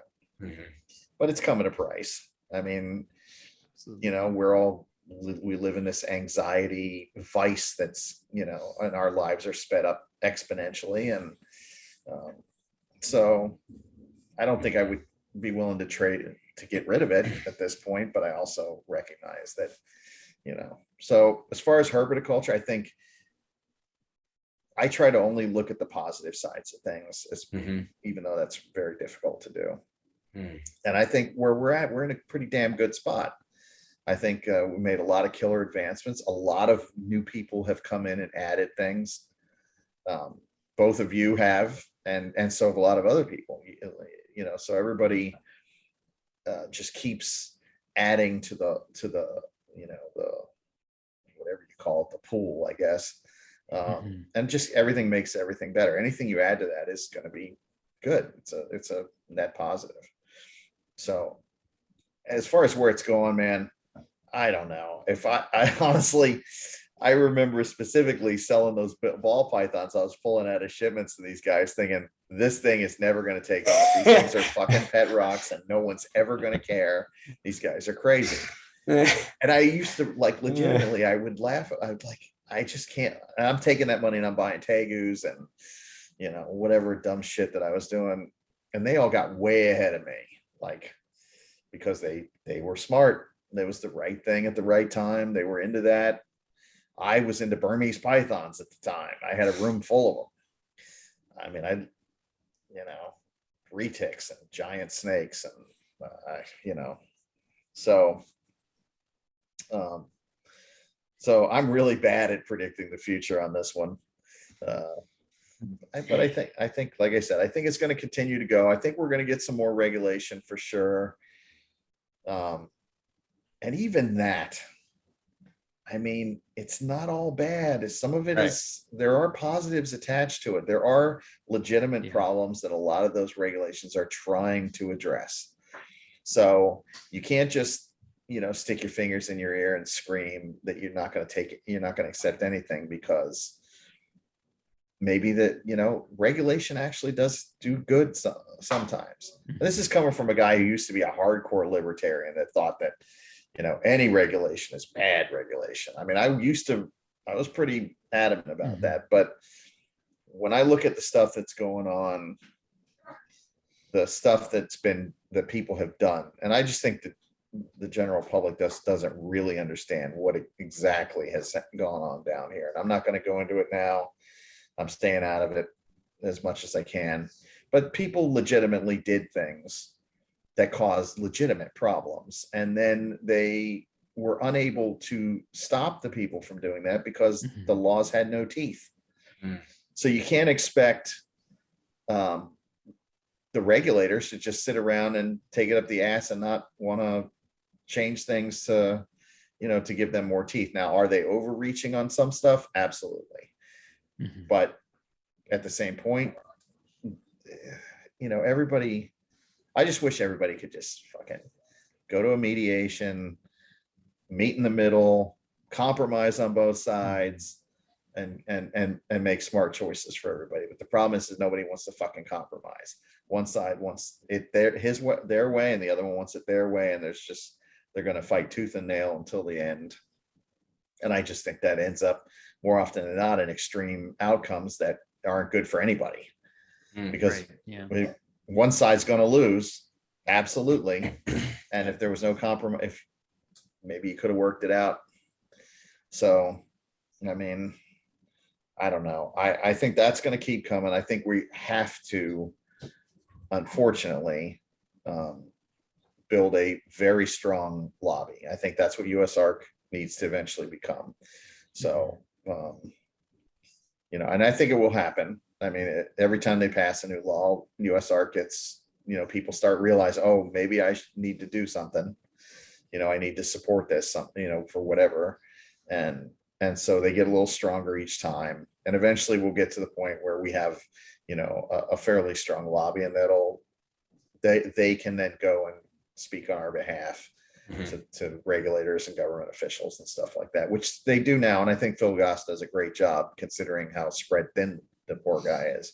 I mean, he's trying to put out fires all over the place, and they're underfunded, probably understaffed, because the industry just hasn't really, whether we don't have it or whether we're apathetic, I don't know. But, they definitely are in need of more help for sure. So, but I don't think, there's a lot of people that think the sky is falling and they're going to take everything away and all that. That's not going to happen either. Let's be honest. That's never going to happen. Regulators need somebody to regulate. That's like a parasite that kills its host before it can move on. They don't want that. Nobody wants that. So, that just comes down to the extremes, it's so, no, well said.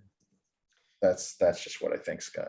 I'm not worried about it. Like a lot of my contemporaries here fleeing the state. I have no intentions of doing that. They're so convinced that the sky is falling and it's all over and they're going to take everything away. That's not going to happen. I'm confident in that fact. It's a lot of guys here in Colorado who did the same thing just when they instituted a licensing system here through PACFA, which is the major governing body here. And it's like people uprooted their family and their entire business just to go 2 states over. It's like, right. Seriously? Like it's just it's a $400 bill in inspection every year. Relax, and it was, I get it. I mean, I understand, I'm sympathetic, there's certainly, it's easy to have libertarian sympathies and leanings, right? If not full blown ideologies, but it's like, yeah. Anyway, not to Yeah, no, I mean, linger on that. no, that's what's going on down here. And the problem is the slippery slope thing, right? Everybody thinks, oh my God, if they do this, then X is going to lead to Y is going to lead to Z. And it's absolutely in that frame. That rarely happens. I can't think of an instance anyway, just off the top, although I'm sure there's some you could cite, but more often than not, that's not what happens. It's usually, little things, inconveniences, aggravation.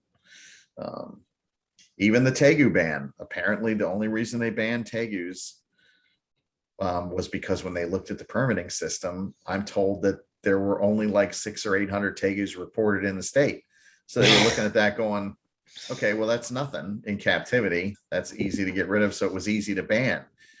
Here's the interesting thing about that. So when they did this study, so they have a list. It's not a white list, not a black list. They have a list of species that are considered potentially hazardous to be loose in Florida, right? And they have the University of Florida going through and assessing a risk assessment to each species. Okay, for Varanus, though, they decided to do Varanus SP, which means all of them. Yeah. Because clearly they want those gone. And I have no doubt that if they do that, a lot of them will be found to be high risk and they'll ban them. But the interesting thing is that they've already done this on the large snakes, right? They did this. The study was done on like 10 years ago, and it listed boa constrictor as high risk at that point. And yet they never even brought it up. They never suggested it. The snakes that they banned were held in relatively, all the snakes they banned were held in relatively low numbers. But I guarantee you that if they looked at the numbers of this amount of boa constrictors in the state, it must have been in the tens of thousands, maybe the hundreds of thousands. And they must have looked at that and goes, there's no way we can ban this, because if we do, we'll cause an ecological disaster. And boa constrictor has been trapped inside this little place called the Deering Estate in Miami. It's like 10 acres or something on the ocean. They've never been able to get out of that. They're not found in the neighborhood around it. They're not found anywhere else. There's just that place is just perfect. It has like cracks in the limestone that are kind of like caves that the boas live in, that aren't found outside of there, so they can't live in the neighborhood. They can't radiate outwards. They've been there for decades. So I'm sure they looked at that.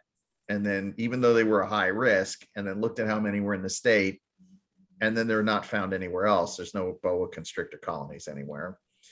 And they didn't ban them. They left them alone. They never even mentioned it. Right. So interesting. So well, because it's they are taking into account other factors. And one of the factors is boas are a reptile. They are a pillar of the pet trade. They are held in extremely large numbers all across the United States, and particularly in Florida. And what are you going to do if you ban a snake that's held in tens of thousands or hundreds of thousands of houses? What do you think is going to happen to a lot of those? A lot of those people are never going to even know that damn things are banned. Right. Other people are going to freak out and dump them. And then you're going to create a problem if everybody starts throwing their boas out in their yard and letting them go. So there's all those things. And so that's the reason why I'm not particularly concerned. I'm even considering running a boa blood python thing side to side, because I'm not concerned about it. And they may surprise me and they may ban boa constrictor, and I'll be shocked if they do, but I don't think it's going to happen, because I mean, I know they're not out to do what people are saying. They're not working for PETA. They're not out to run us all out of business. They're not doing any of that. They're regulators trying to regulate. You need to stay on top of them, because government will overreach when it gets the chance. That whole never let a crisis go to waste thing is a legit thing. People, that's what they do. That's how they operate. So you always have to have people that slap their hand when they try to take too much. And that's what USR is for. But this idea that any regulation is going to lead to, you know, essentially a cataclysm of the reptile trade in Florida is not going to happen. Yeah, there's certainly a correlation, I think, between paranoia and keeping reptiles. To say I mean, it's just the number of guys I've known over the years who, I mean, granted, obviously there's a real concern over oversight and whatever, you know, we could debate that all day long, but it's funny to me the way those two line up. There's just I've never met more paranoid people than within reptiles, you know. It's just it's a little strange to a certain degree. Well, reptile industry is a counterculture industry, so you're going to meet eccentric people of all types. Yeah, I guess that's true. There's also a lot of overlap with the jiu-jitsu and MMA community too, oddly enough. There's just a lot of guys that do both of those things. Oddly, Roy, I know there's one other kind of overarching question that we tend to ask everybody, but I want to make sure, because I can monopolize the conversation as much as anybody. So I want to make sure, Roy, is there stuff that you wanted to ask Ron? I mean, I'm just really enjoying this. I feel like it could kind of continue with this kind of endlessly, just spitballing around, but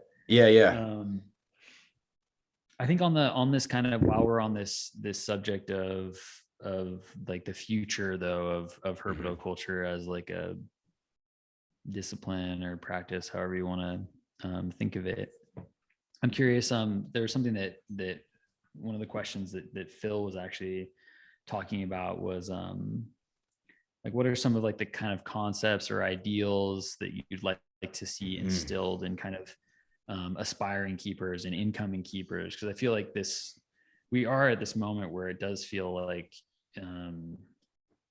there's a massive growth curve happening. I feel like for sure, growth trend in herpetoculture, and I think that it's interesting to see how like kind of the pandemic has probably impacted that. I think a lot of people just being at home, and there's been a huge growth in podcasts around herpetoculture and media around herpetoculture. All that stuff, of course, is, you know, a positive feedback loop. But I'm just curious, like what you see as like what you'd like to see more of in incoming keepers, if that makes sense. I mean, honestly, what the things that I like, well, actually, you two are both examples of that, right? So like, I'm a fan of both of you. I knew who both of you were. I've watched both of your work through social media and stuff, and it caught my eye. Of the thousands of people there's maybe 50 of you out there that I really say, okay, that's cool as shit. And I watched the stuff that you guys post particularly. So, I mean, it's kind of the same mindset, right, that led to this podcast. Is like, you know, guys that are doing smart shit, that are thinking outside the box, that are willing to take chances, to push the envelope a little bit, because honestly, man, the good shit is in the fringes, right? I mean, people do their best to stay out of the fringes, but if no one goes in the fringes, you don't make any fucking advancement. That's where the advancement is. It's on the fringes. It's the people that are willing to push things farther, that when somebody tells you, oh, that can't be done, you're like, fuck you, I'm going to do that. And then you find a way to do that and push it out. So that's what drives me. And then I get inspired by that, because I say, oh, this fucker has these kiddie poles that he screwed together and flipped over and cut a hole in the top. And I was like, holy shit, that's a badass system. It was smart. It was cheap. It's effective. It goes like through it ticks off all my boxes, right? I mean, can this be done during a day run to Home Depot and maybe to a pool store, you know? And I was like going through all that, and I was like, when I saw that, I remember thinking, okay, Phil's like super smart, because anybody can go and buy a pre-built thing and plug it in the wall, but guys that take that shit and fucking find new ways to make it work. And the same thing with you. When I saw that you had that badass Spilotes cage, right? You still have that, right? Yeah, I saw that thing and I was like, holy, because I was working with those for a while, and I was like, oh my God, that's it. I quit. I'm just going to sell mine off now, because I can't even, I just can't. And I thought about, though, trying to do what you did, but outside here, but then I just got sidetracked with too many things. And and I was tired of getting bit in the face, to be honest, by those. So, but yeah, I mean, that's like inspiring shit, right? Because almost nobody does that. Like almost all the people that have them keep them either similar to the way I was keeping them, right? They just kind of have like a standard snake setup. I mean, mine was outdoors, but it was still pretty bare bones. And so that's the kind of shit that, like fucking Jason Hood, right? He lives not far from me. He comes over here every once in a while. Him and me will sit on my back porch and just talk shit about all this stuff, right? And he's another one. He's always looking for ways to, like, he's always stressing over, oh, this didn't go this year, and maybe I did this wrong. And so he's always thinking about stuff and how to make it better. And him and we talked for an hour on the phone the other day over a Gurney stuff, because he's like, oh man, they're not doing what I thought. But when I was like, but when he told me what he's doing was better than what I was doing, so I was like, I think you should just keep doing what you were doing. So Jason's notorious for that. He's always like, oh, I'm having a terrible year, and I'm like, what are you talking about, man? Yeah. He's got high standards. I know. He does. He does. I love that dude. Yeah, he's and good dude. But yeah, I mean, and there's a whole bunch of guys like that. I couldn't even begin to do them all justice, guys and girls out there that are doing stuff. So, that's what I want to see. Piece around like the things coming in from the fringe. There's a storyteller that I remember listening to once, and he was talking about just like in this is like a persistent thing in myth that like the genius emerges from the margins. Yeah, like that's where it comes from. Absolutely. And like that's fascinating. That is something that has really stuck with me, just in terms of just everything, like in terms of like who I'm listening to, when they're talking. It's like where's this person positioned in society, and like maybe have something to say that they have a different perspective, and there's value in that. Right. So I totally. The perspective is a huge deal. Like that's probably one of the most important things, and a lot of people have totally overlooked that. That's fascinating. That's really interesting, because now that you mention it, I can't think of anyone who I can think of right now that's like a pop, like a figure of interest and import, who's doing something interesting that I'm interested in. They're all pretty controversial. There's like there's a level of controversy to what they're doing. They're always embroiled in something that's not, that makes you're never like quite perfectly on board with what they're up to. It's very rare that I can point to someone who feels sort of entrenched in like the canon of a particular industry, where I'm like, that dude's got it all figured out. It just doesn't happen that way. I also was super keen on something you said at the same time, Ron, where you said people willing to take a risk.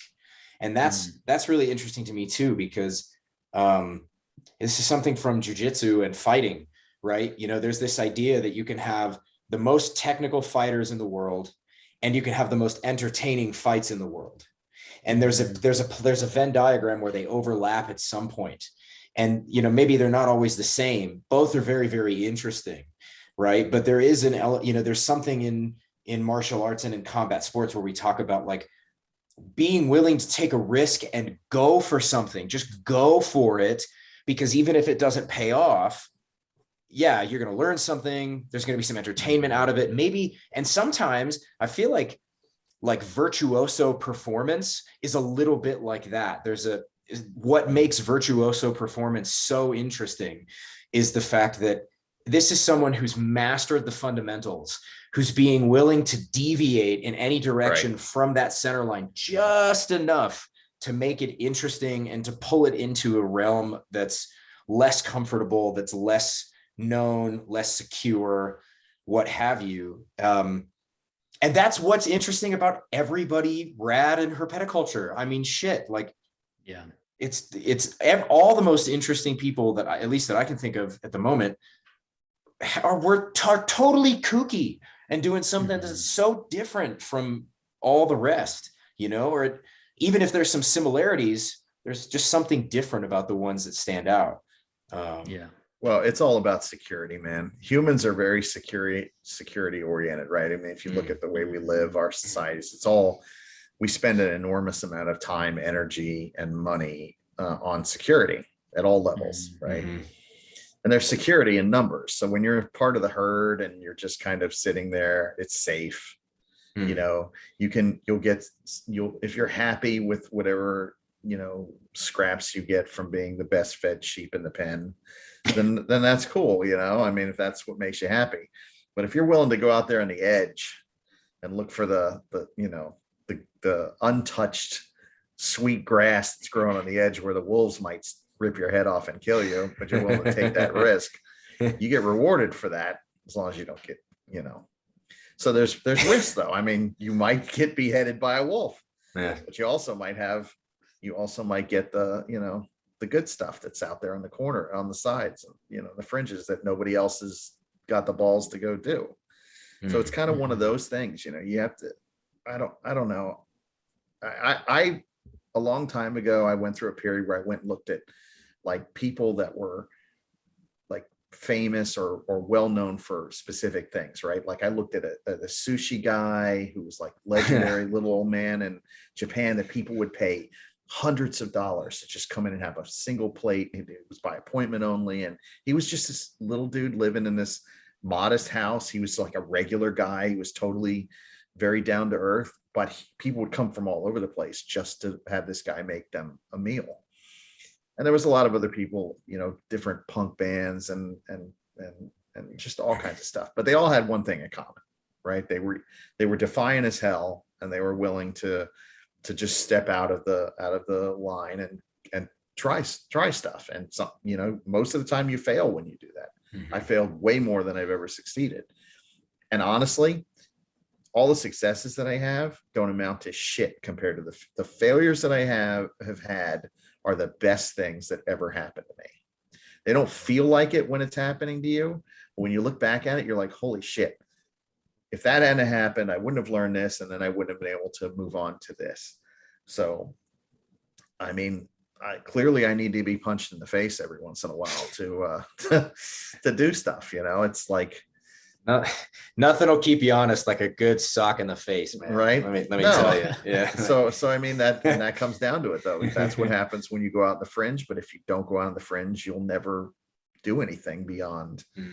I think everyone is capable of that. I mean, I think everyone is capable of doing great stuff, but so many people just, they squander what they could do because they're addicted to the security, or they're scared.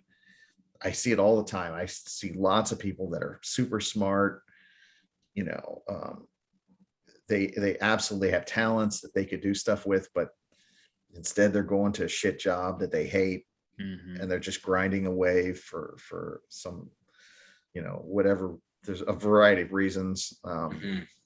And if they maybe took a chance, you know, on themselves and bet on themselves, and it's also the fear of failure, right? You can't be afraid to fail. Like that's one of the fortunate things. I think my parents did a good job of, one, they were pretty supportive about what I do. Like most of the naysaying shit that I got came from like outside sources. My parents were pretty much, you know, you do whatever you want. But my dad is like one of those guys that if he sees a puddle, he'll jump in it. And sometimes the puddle's 10 feet deep, and he goes, and my mom is super, like very security oriented. So I kind of got both from them. I grew up in a house where one was, there was chaos. My parents are definitely total polar opposites. So I got to watch them both, and I was like, okay, I'm not going to do the dumb shit my dad does. And I'm also not going to be like my mom and be too scared to do anything ever and be security oriented. So it gave me a pretty balanced outlook on life, and watching them and the stuff they went through and analyzing my childhood and the stuff that we went through as a family. So that's what I use to be able to take the chances I use. And everyone has that ability. I mean, I don't think any of us are special. We're just, you know, and that was what I got. Anyway, where I was going with that is that was basically the understanding I got from looking at all those people that were doing amazing things. But when you look at them, you find out they're just like everybody else. They're not special. They were just willing to fail. They were willing to go out there and play on the fringe, and and there was a lot of defiance and fuck you, I'll do it whether you say I can or not kind of thing.